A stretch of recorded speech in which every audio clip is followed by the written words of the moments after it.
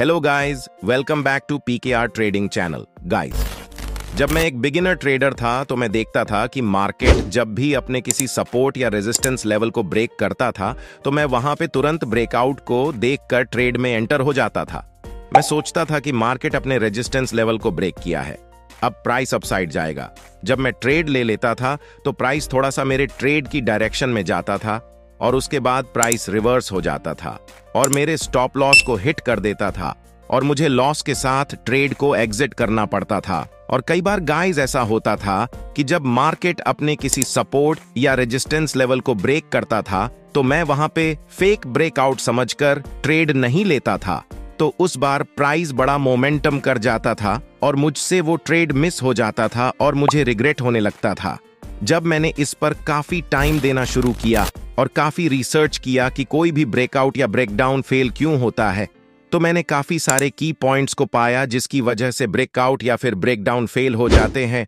तो आज की ये वीडियो हमारी इसी टॉपिक पर होने वाली है कि ब्रेकआउट्स या ब्रेकडाउन फेल कब होते हैं और हमें ब्रेकआउट को ट्रेड करने से पहले चार्ट में क्या क्या देखना चाहिए ताकि हम फेक ब्रेकआउट में ट्रेड करके ट्रैप ना हो।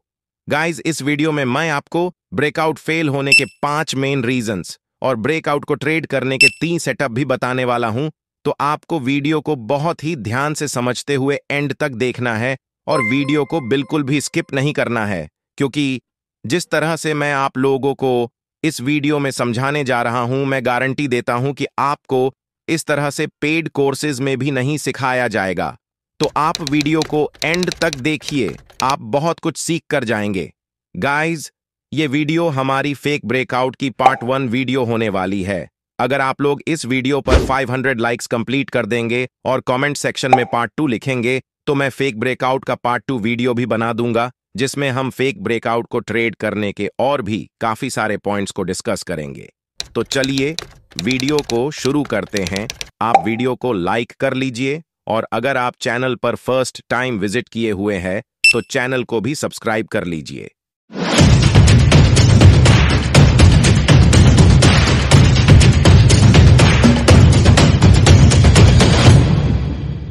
आइए गाइज, पहले जान लेते हैं कि ब्रेकआउट और ब्रेकडाउन क्या होता है, ताकि जो नए लोग इस वीडियो को देखें उन्हें आगे इस वीडियो में कुछ भी समझने में परेशानी ना हो।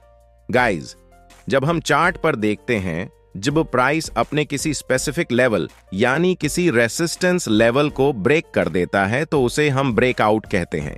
जैसे मान लीजिए यहां पर एक रेसिस्टेंस लेवल है, प्राइस यहां रेसिस्टेंस लेवल पर जाता है और यहां अपने रेसिस्टेंस लेवल को ब्रेक कर देता है तो इसे हम ब्रेकआउट कहते हैं।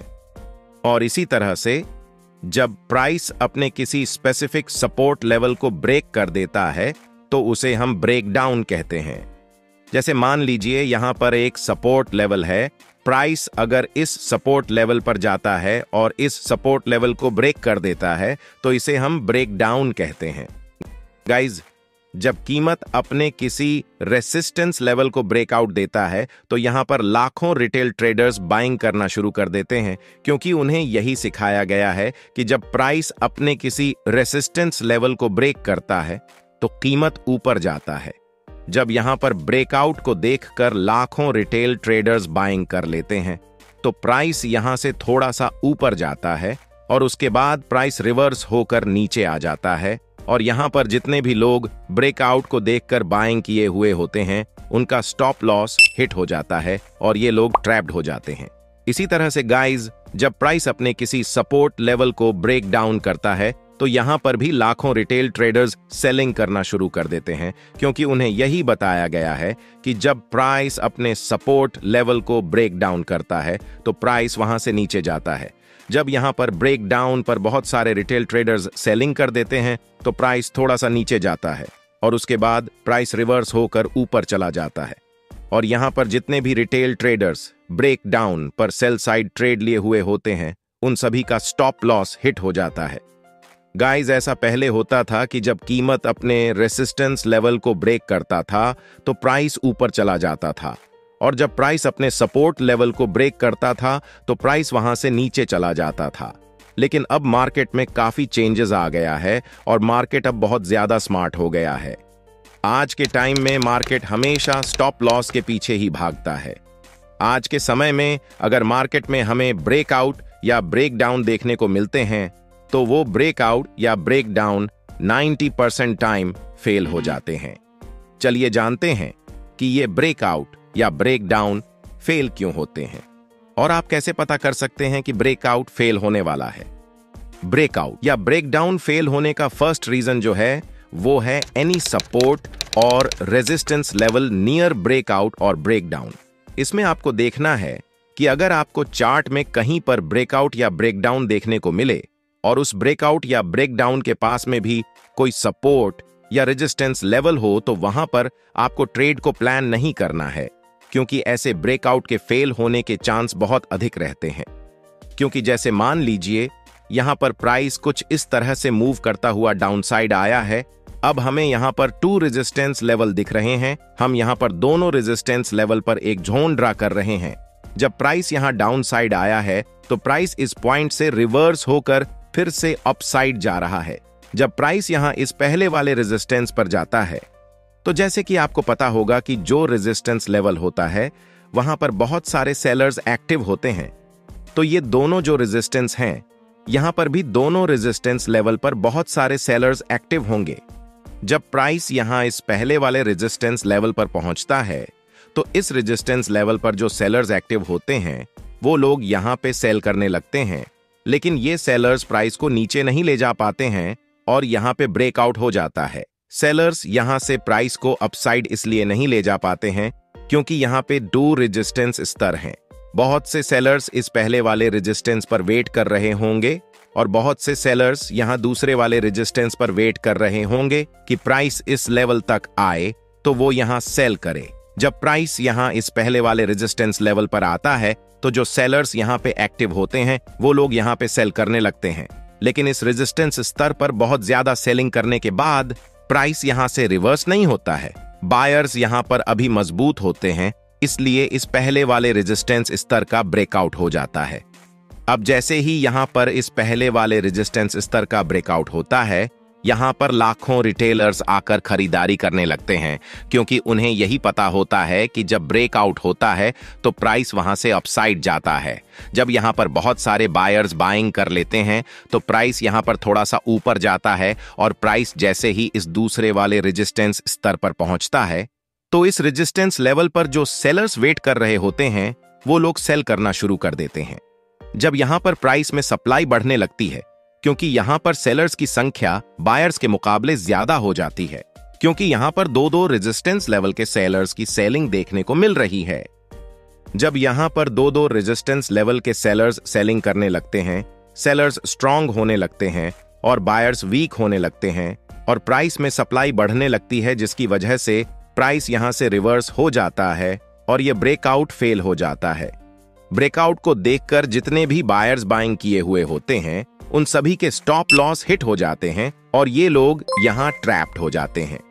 तो आपको हमेशा ध्यान देना है कि जब भी आपको मार्केट में कहीं पर ब्रेकआउट या ब्रेकडाउन देखने को मिलता है, लेकिन उसके जस्ट पास में ही कोई सपोर्ट या रेजिस्टेंस लेवल देखने को मिलता है, तो आपको वहां पर ट्रेड नहीं करना चाहिए। आपको वहां पर ट्रेड को इग्नोर करना चाहिए, क्योंकि ऐसे ब्रेकआउट या ब्रेकडाउन के फेल होने का चांस 95% से भी ज्यादा होता है। चलिए अब ब्रेकआउट के फेल होने के दूसरे रीजन को जान लेते हैं। ब्रेकआउट फेल होने का हमारा दूसरा मेन रीजन है लिक्विडिटी शॉर्टेज, यानी कि लिक्विडिटी की कमी। जैसा कि आप लोगों को मैंने अपनी पिछली वीडियो में बहुत अच्छे से समझा रखा है कि मार्केट हमेशा उसी डायरेक्शन में मूव करता है जिस डायरेक्शन में मार्केट को ज्यादा स्टॉप लॉस लगे हुए मिलते हैं। जिस डायरेक्शन में चर स्टॉप लॉस नहीं लगे होते हैं उस डायरेक्शन में मार्केट के मूव करने का चांस बहुत कम रहता है। जैसे कि आप इस चार्ट में देखिए, प्राइस यह कुछ इस तरह से मूव करते हुए आया है और इस पॉइंट से प्राइस रिवर्स होकर डाउन साइड आ गया है और ये हमारा एक रेजिस्टेंस लेवल बन गया है। जब प्राइस यहां इस पॉइंट से रिवर्स हुआ होगा तो यहां पर बहुत सारे सेलर्स सेलिंग किए होंगे और वो लोग अपना स्टॉप लॉस यहां कहीं लगा दिए होंगे। अब देखिए, प्राइस यहां इस पॉइंट तक आता है और इस पॉइंट से प्राइस रिवर्स होकर फिर से अपसाइड जाने लगता है। जब प्राइस यहां से अपसाइड जाने लगता है तो बहुत सारे सेलर्स यहां पे अपने प्रॉफिट को बुक करने लगते हैं, क्योंकि वो लोग सोचते हैं कि यहां पे प्राइस रिवर्स हो गया है, उन्हें यहां पे अपने प्रॉफिट को बुक कर लेना चाहिए, नहीं तो मार्केट उनके स्टॉप लॉस को हिट कर देगा। ये सोचकर यहाँ पर जितने भी सेलर्स सेल किए हुए होते हैं उनमें से 90% से भी ज्यादा सेलर्स अपने प्रॉफिट को बुक करने लगते हैं। जब यहाँ पे सेलर्स अपने प्रॉफिट को बुक करने लगते हैं तो यहाँ पे प्राइस में डिमांड बढ़ने लगती है और सप्लाई कम होने लगती है, जिसकी वजह से प्राइस यहाँ पर इस रेजिस्टेंस लेवल को ब्रेक कर देता है। अब जैसे ही प्राइस यहाँ पर इस रेजिस्टेंस लेवल को ब्रेक करता है, यहाँ पे बहुत सारे रिटेल ट्रेडर्स आकर बाइंग करना शुरू कर देते हैं और ये लोग अपना स्टॉप लॉस यहाँ कहीं लगा देते हैं। लेकिन आपको इस तरह के ब्रेकआउट पर ट्रेड नहीं करना है, आपको यहाँ पर ट्रेड प्लान नहीं करना है, क्योंकि इस रेजिस्टेंस लेवल के ऊपर अब ज्यादा सेलर्स के स्टॉप लॉस नहीं लगे हैं। यहाँ पर जितने भी सेलर्स के स्टॉप लॉस लगे हुए थे उनमें से 90% से ज्यादा लोग जब प्राइस यहाँ से अपसाइड आ रहा था तो अपना प्रॉफिट को बुक कर ली थे। इसलिए अब इस रेजिस्टेंस लेवल के ऊपर ज्यादा लिक्विडिटी नहीं बची हुई है, इसलिए मार्केट भी यहाँ अपसाइड नहीं जाएगा। क्योंकि जैसा कि मैंने आपको अभी बताया कि मार्केट हमेशा उसी डायरेक्शन में मूव करता है जिस डायरेक्शन में ज्यादा स्टॉप लॉस लगे हुए होते हैं। तो इस रेजिस्टेंस लेवल के ऊपर तो अब स्टॉप लॉस बचे नहीं हैं, तो प्राइस अब अपसाइड नहीं जाएगा, प्राइस अब डाउनसाइड जाएगा। क्योंकि जब यहां से अपसाइड आया था तो बहुत सारे बायर्स यहां पे बाइंग किए होंगे और जब प्राइस इस रेजिस्टेंस लेवल को ब्रेक किया था तो यहां पर भी लाखों रिटेल ट्रेडर्स बाइंग साइड का ट्रेड प्लान किए होंगे। क्योंकि जो रिटेल ट्रेडर्स होते हैं उन्हें ब्रेकआउट का बहुत ही बेसब्री से इंतजार रहता है कि मार्केट में कहीं पर ब्रेकआउट दिखे और वो लोग ट्रेड ले। जब प्राइस इस रेजिस्टेंस को ब्रेक किया था तो बहुत सारे बायर्स यहां पे ब्रेकआउट पर बाइंग किए होंगे और वो लोग अपना स्टॉप लॉस इस रेजिस्टेंस लेवल के नीचे लगा दिए होंगे। तो इस समय मार्केट में बायर्स के बहुत ज्यादा फ्रेश स्टॉप लॉस लगे हुए दिख रहे हैं। इसीलिए देखिए प्राइस यहां पर इस ब्रेकआउट पर सस्टेन नहीं करता है और प्राइस यहां से रिवर्स होकर डाउन साइड आ जाता है और ये ब्रेकआउट यहां फेल हो जाता है। अब ब्रेकआउट को देखकर जितने भी रिटेल ट्रेडर्स यहां ब्रेकआउट पर बाइंग किए हुए होते हैं उन सभी का स्टॉप लॉस यहां हिट हो जाता है और वे लोग यहां फंस जाते हैं। तो आपको हमेशा ध्यान देना है कि जब भी मार्केट वॉलेटाइल फेज में हो और वहां पर आपको इस तरह के ब्रेकआउट या ब्रेकडाउन दिखने को मिलते हैं तो आपको वहां पर ब्रेकआउट या ब्रेकडाउन को देखकर तुरंत ट्रेड में एंटर नहीं करना है, क्योंकि इस तरह के ब्रेकआउट भी 90% टाइम फेल हो जाते हैं। इस कंडीशन में आपको पहले ऑपरेटर्स के माइंडसेट से चार्ट को रीड करना है। आपको जिस डायरेक्शन में ज्यादा स्टॉप लॉस लगे हुए दिखे उसी दिशा में ट्रेड प्लान करना है। एक बात आपको हमेशा ध्यान देनी है कि ये ट्रिक आपको सिर्फ वॉलेटाइल मार्केट में ही अप्लाई करनी है। इस ट्रिक को आपको ट्रेंडिंग मार्केट के दौरान अप्लाई नहीं करना है। अब आइए जानते हैं तीसरा रीजन जिसकी वजह से ब्रेकआउट या ब्रेकडाउन फेल होते हैं। अभी हम ये भी जानेंगे कि हमें ब्रेकआउट या ब्रेकडाउन को ट्रेड कैसे करना है। बस आप वीडियो को ध्यान से समझते हुए एंड टैग देखते रहिए। गाइज, आगे बढ़ने से पहले अगर आपको वीडियो अच्छी लग रही है तो वीडियो को एक लाइक करके चैनल को सब्सक्राइब जरूर कर लीजिए। दोस्तों, ब्रेकआउट या ब्रेकडाउन फेल होने का हमारा तीसरा मेन रीजन जो है वो है suddenly change of market sentiment. इसका मतलब होता है कि जब मार्केट में अचानक कोई जियोपॉलिटिकल इवेंट्स या कोई इकोनॉमिकल डेटा रिलीज होता है या फिर कोई अनएक्सपेक्टेड न्यूज आ जाती है तो इस वजह से भी ब्रेकआउट या ब्रेकडाउन के फेल होने का चांस बहुत अधिक रहता है। जैसे मान लीजिए यहां पर एक रेजिस्टेंस लेवल है और प्राइस यहां इस रेजिस्टेंस लेवल को ब्रेक करता है। प्राइस जैसे ही इस रेजिस्टेंस लेवल को ब्रेक करता है, मान लीजिए वैसे ही मार्केट में कोई बड़ी और अच्छी खबर आ जाती है तो मार्केट यहां से बुलिशनेस के साथ ऊपर की ओर चला जाता है। और ऐसे ही मान लीजिए अगर प्राइस किसी रेजिस्टेंस लेवल को ब्रेक करता है और उसी टाइम कोई बैड जियोपॉलिटिकल या इकोनॉमिकल न्यूज आ जाती है तो उस टाइम मार्केट में बहुत गलत प्रभाव पड़ता है, प्राइस गिरने लगता है और यह ब्रेकआउट या फेल हो जाता है। दोस्तों, अगर हम इसे उदाहरण से समझें तो जैसा कि आपको पता होगा कि 14 जुलाई 2023 को जब चंद्रयान 3 का लॉन्च किया गया था तो उस खबर का असर भारतीय स्टॉक मार्केट पर काफी अच्छा पड़ा था और उसी टाइम हमें स्टॉक मार्केट में काफी बुलिशनेस देखने को मिला था। इसीलिए दोस्तों, ट्रेडिंग में आपको न्यूज से भी अपडेट रहना पड़ता है कि कौन सी न्यूज आने वाली है और उस न्यूज का मार्केट पर क्या प्रभाव पड़ सकता है। दोस्तों, अगर आप मार्केट सेंटीमेंट पर फुल डेडिकेटेड वीडियो चाहते हैं कि हम कैसे पता करें कि कौन सी न्यूज आने वाली है और इसका स्टॉक मार्केट पर क्या प्रभाव पड़ सकता है, तो आप कमेंट में न्यूज लिख दीजिए। हम जल्द ही इस पर एक फुल डेडिकेटेड वीडियो बना देंगे। अब आइए ब्रेकआउट के फेल होने के चौथे कारण को जानते हैं। दोस्तों, हमारे ब्रेकआउट के फेल होने का फोर्थ सबसे बड़ा रीजन है मार्केट मैनिपुलेशन। ब्रेकआउट या ब्रेकडाउन के फेल होने का मुख्य कारण यह है कि अगर 100 बार मार्केट में ब्रेकआउट या ब्रेकडाउन हो रहा है तो उसमें से 90 बार मार्केट मैनिपुलेशन की वजह से ही ब्रेकआउट फेल हो रहा है। अगर आपको मार्केट मैनिपुलेशन के बारे में नहीं पता है तो आपको बता दूं कि जब कोई प्राइस किसी सपोर्ट या रेजिस्टेंस लेवल के पास पहुंचता है, जैसे कि इस चार्ट में देखिए कि प्राइस यहां उस रेजिस्टेंस लेवल के पास आता है, तो यहां पर मार्केट में जो बिग प्लेयर्स होते हैं, जिनके पास लाखों करोड़ रुपए होते हैं, वे लोग यहां पर हेवी क्वांटिटी में बाइंग ऑर्डर डालते हैं ताकि इस रेजिस्टेंस लेवल का ब्रेकआउट हो जाए।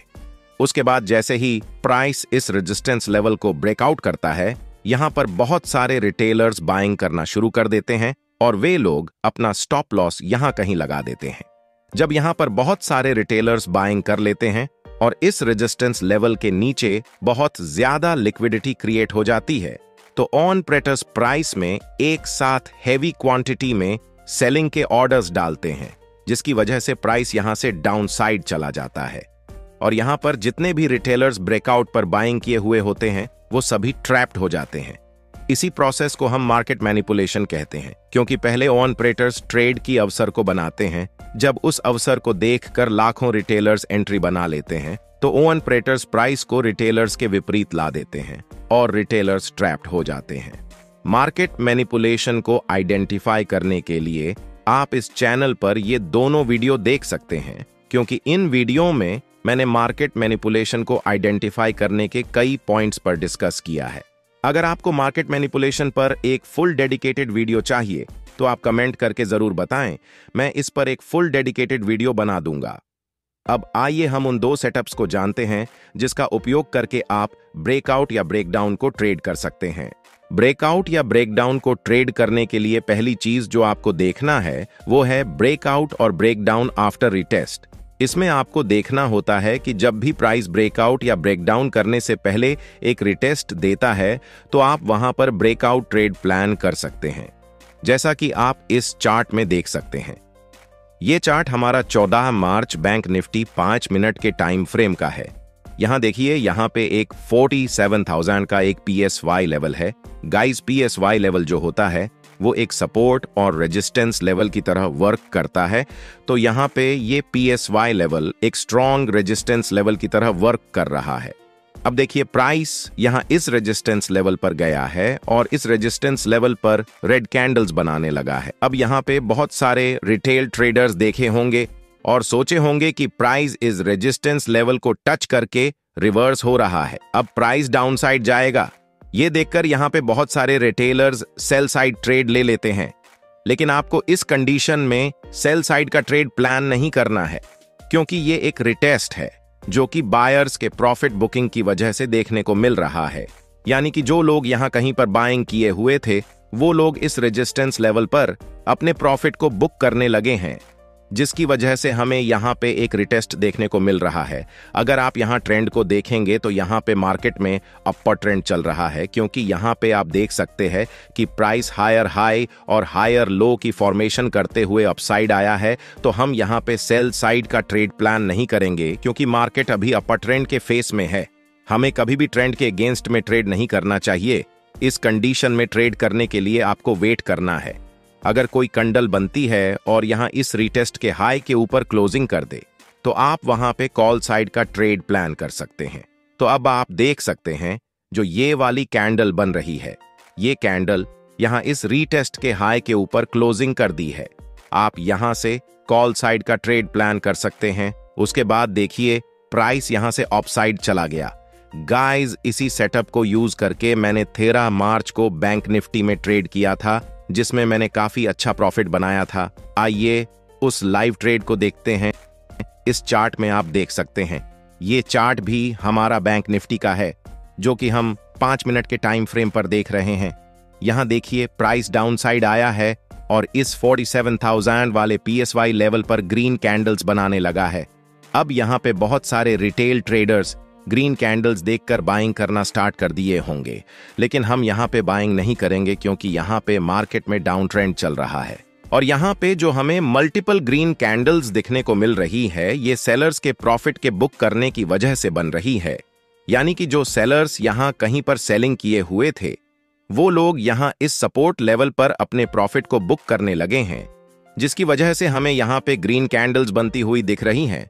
मैं इस टाइम यहाँ पे ट्रेंड की डायरेक्शन में ही ट्रेड प्लान कर रहा था, यानी कि मैं यहाँ पे वेट कर रहा था कि जो ये वाली कैंडल बन रही है, अगर ये कैंडल यहाँ पे इस रीटेस्ट के लो को ब्रेक कर देगी तो मैं 47,000 का पुट ऑप्शन बाय कर लूंगा। उसके थोड़ी देर बाद जब ये कैंडल यहाँ इस रीटेस्ट के लो को ब्रेक कर दी थी, तो मैं अपने 1.1 रिस्क रिवॉर्ड के साथ ट्रेड में एंटर हो गया था विथ ट्रेलिंग स्टॉप लॉस। उसके बाद देखिए प्राइस कितना तेजी से डाउनफॉल किया था।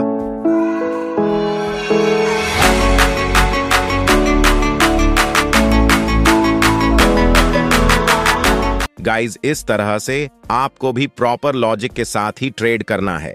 जब भी आपको किसी रेजिस्टेंस या सपोर्ट लेवल पर रिटेस्ट देखने को मिले, तो आपको पहले ट्रेंड को आइडेंटिफाई करना है। जो भी ट्रेंड चल रहा हो, उसी डायरेक्शन में ट्रेड प्लान करना चाहिए।